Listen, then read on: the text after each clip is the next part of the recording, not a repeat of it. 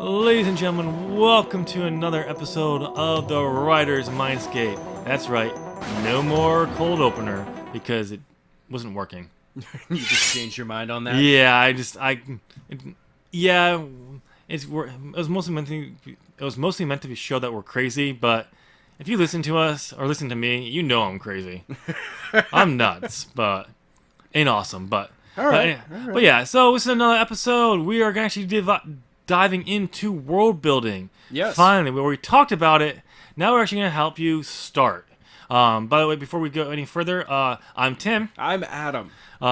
So yes, just so you know, going forward, we will actually be focusing on world building in specific areas. The next 4 episodes is going to be dealing with starting points, and we'll be breaking down to different categories going forward. Yeah. We actually just recorded about a 20-minute brainstorm session before this. Yes. That we will be releasing probably around episode 8. Hopefully. Somewhere it will get released where you can actually see us taking our brainstorm, our starting point, and expanding it to a point. Yes. So if we'll refer to that at times, we'll be using stuff from that.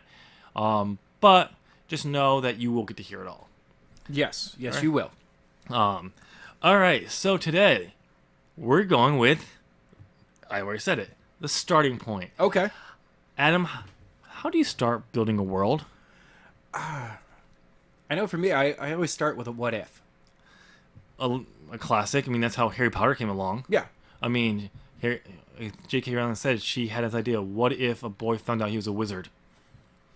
There you go. And that locked her into like, ooh, and we got Harry Potter out of it.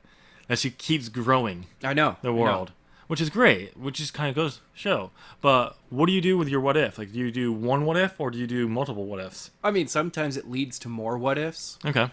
Sometimes it leads nowhere, and I answer the question very quickly. Okay.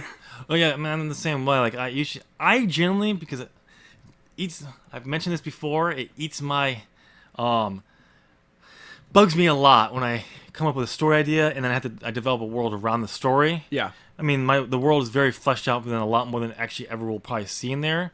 You know, I try to cram as much as I can into these worlds, which is not a good thing. That's what the first drafts are for. Right. Cram everything you want in there and then get rid of it. And then start cutting it out. Yes, because if you don't want a 10,000 page book. No one really wants No, I mean, that'd be awesome, but no one's going to read that. that. No. But that's how I generally do it. Every so often I do have an idea for a world, versus an actual idea for a story, but it's more of a story point.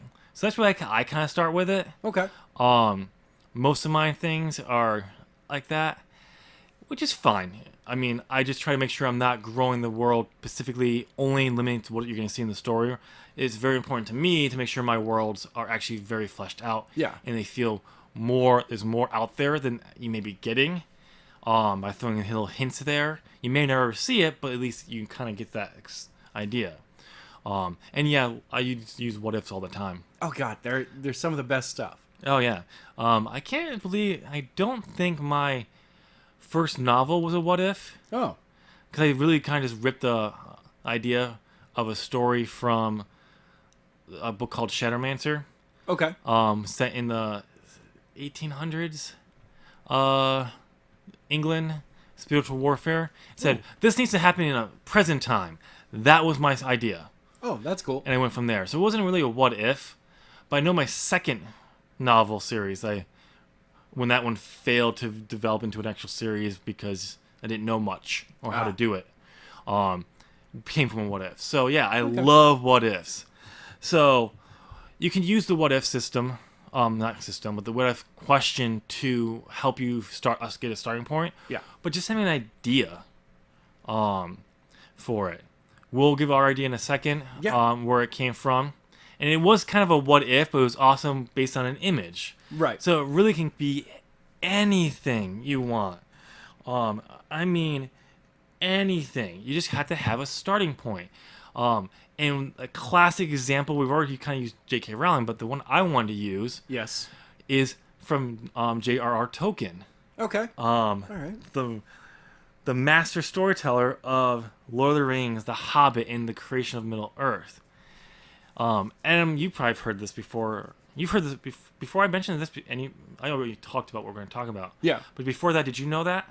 No. You didn't know that? No. Interesting. I didn't know that Tolkien started off with just a sentence. Yeah. So if you didn't but didn't know that Tolkien actually one day was just writing, and he wrote a sentence that sparked him into creating Middle Earth in the Lord of the Rings and Hobbit series. And I'm going to read it to you. Okay. In a hole in the ground there lived a hobbit.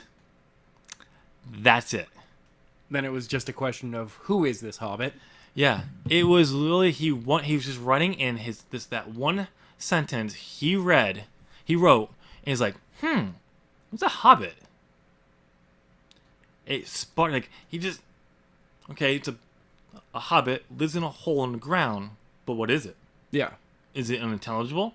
Is it, and just kind of like all these what if, like, what, like, not just what if, but what is it? What could it be doing? Is it intelligent? And then he probably came with all these what ifs, and he started answering the questions, and then next thing you know it, he wrote The Hobbit. Yeah. And as you can see, if you read that book, or the audio book, you can actually, if you listen, it actually you do get a sense it's a little bit more out there of Middle Earth, but it's very limited in scope, and it's really focused on the journey of Bilbo Baggins, the dwarfs, and trying to get their home back. But you do get a little sense that there's more there. I just think because Tolkien was he had ideas, or maybe he had some of the world developed at that point when he wrote it. But he had that where he just kind of told the story. It fit the story he wanted to tell, but you still got a sense there's more to it. There could be more out there. Right. And then he spent 20 years expanding that world. Yeah, before we finally got Lord of the Rings. And all of its history. Yeah. Go read the Silmarillion. I dare you. Because it's an index. It is. It's hardcore Tolkien fans can't have trouble getting through that thing. Because it's dry.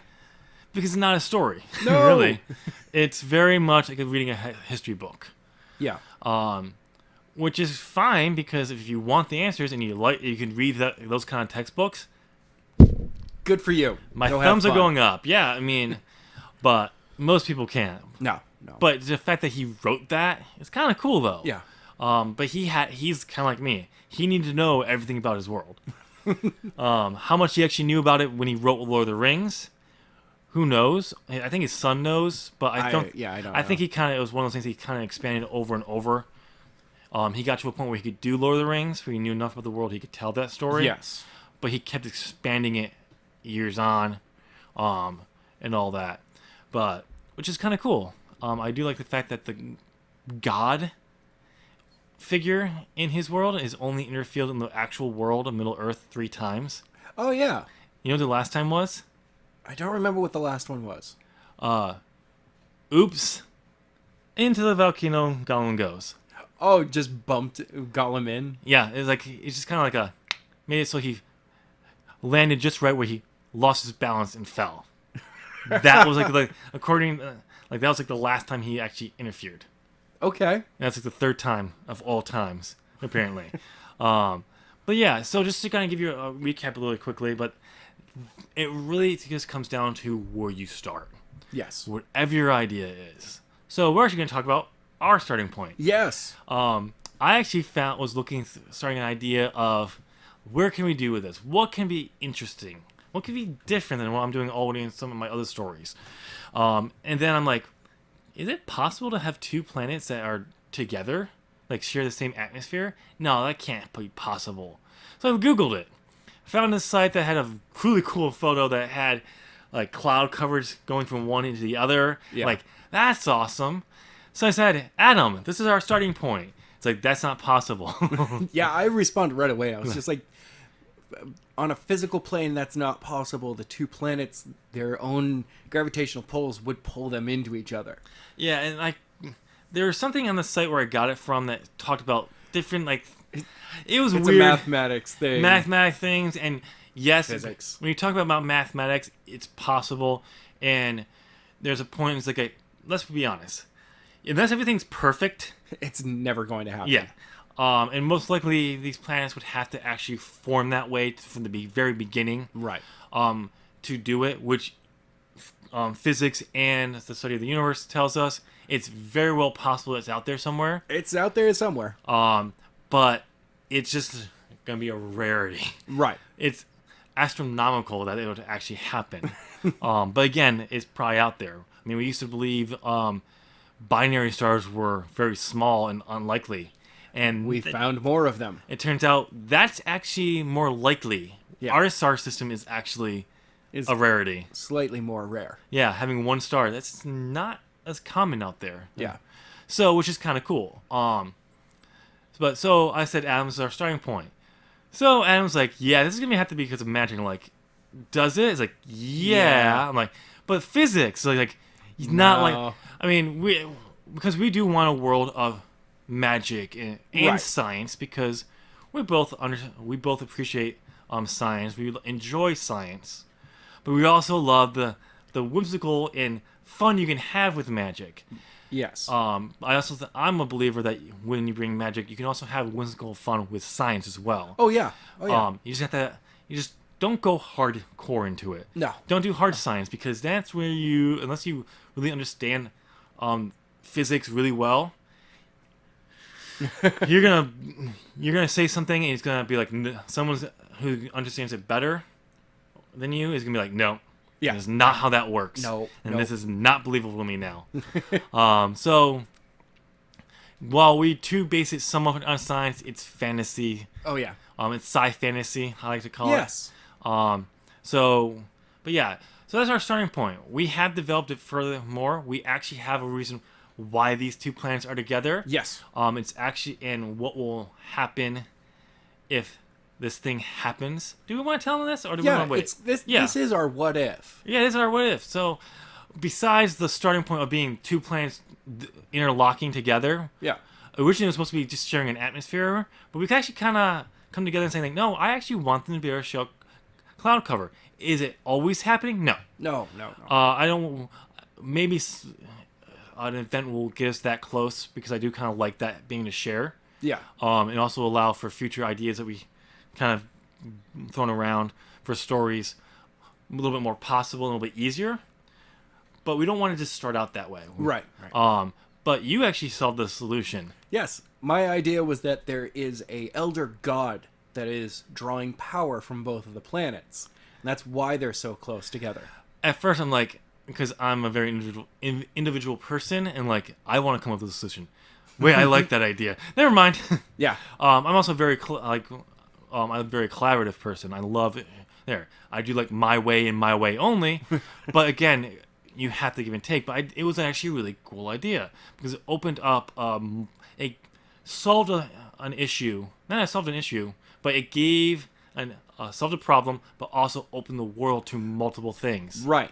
We'll go into that in next episode. Yes. What those things are, but just to know that one solution helped fix a science issue, Yes. but also open up to multiple possibilities, and one of our key stories that we'll hopefully tell someday Right. for that. Anything else you wanted to add to this? I really, outside of... Nope. That's everything that I've got right now. Okay. One thing I just want to add really quickly is just Yeah. that if you want to have a learning experience, this is not homework, No. but it's mostly just like, come up with a random idea like I did. I always thought of like, what would it be like if two planets were really close together and shared an atmosphere, not cloud coverage. That was the photo that gave me that idea. Yeah. What would that be like? And just kind of write those down. And next episode will help you go take the next step. Yes. That's all we have today. Be sure to subscribe. Hit that subscribe button. Click the notification button. Yep. You want to be notified when we post new here on, not just for the Writers Mindscape, but No. for all of 01 Podcast. Yeah, some of the other fun stuff that I put up. The video game stuff, the Throwback Thursday, Yes. old episodes of As the buckle podcasts. turns. And our pro wrestling podcast. Yes. Yes, we do a pro wrestling podcast. I keep forgetting that we keep doing a pro wrestling podcast.